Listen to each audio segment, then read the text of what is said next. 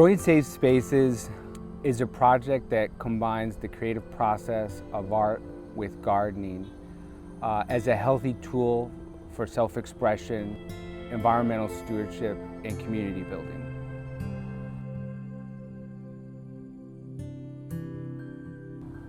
Gardening and art, looking at the tool of a creative garden, how it could be used to create a safe environment.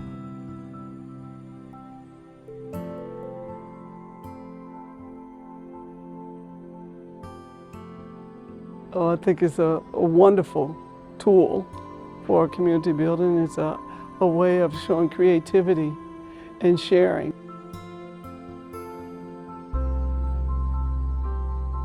Some people, they said, I never thought that I could do art like that. This is really art, creativity, and putting colors together, and just learning more about how nature works.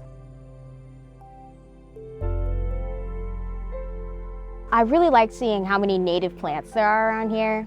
Like, a lot of people's gardens have like these really beautiful plants, but they're not like actually native. But to see both like the pretty plants that are also native, it's really nice.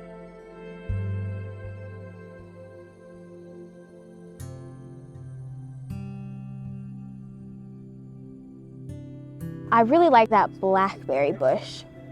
Blackberries were pretty nice.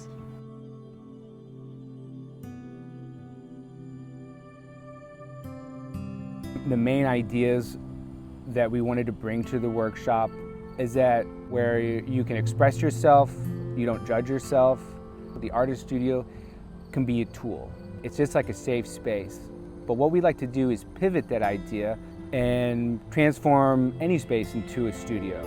So in this particular workshop, we're showing that the garden could become a studio space where you can express yourself, be creative, have an imagination, and at the same time, gain confidence and knowledge with your gardening practice.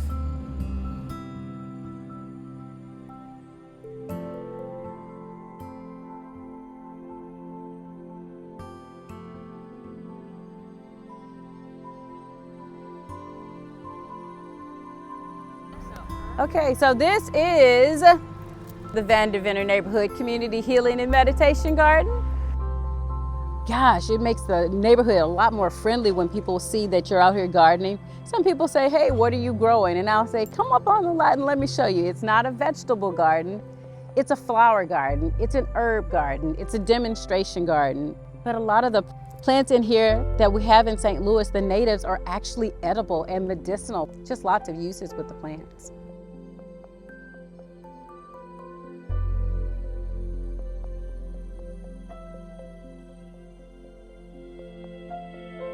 Learning new plants I've never heard of or got to experience before. It's been a blessing to learn these new things.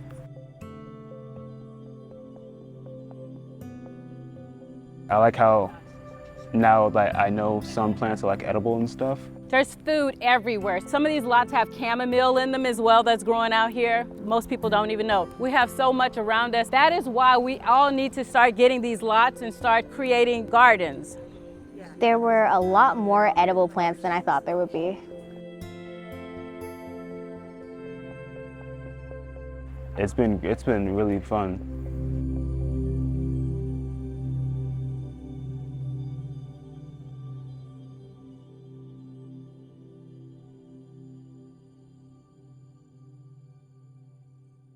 And in the second part of the workshop, we go back to the museum, and myself and my partner Kiersten go through a workshop that kind of deconstructs the creative process.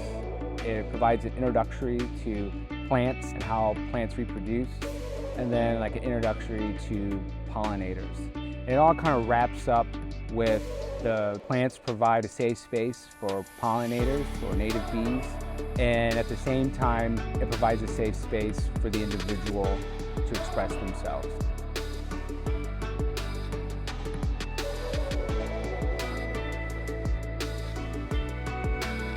When Camden Creative Reaction Lab started conversations in 2020, we were interested in getting to know our immediate neighbors and what they really care about.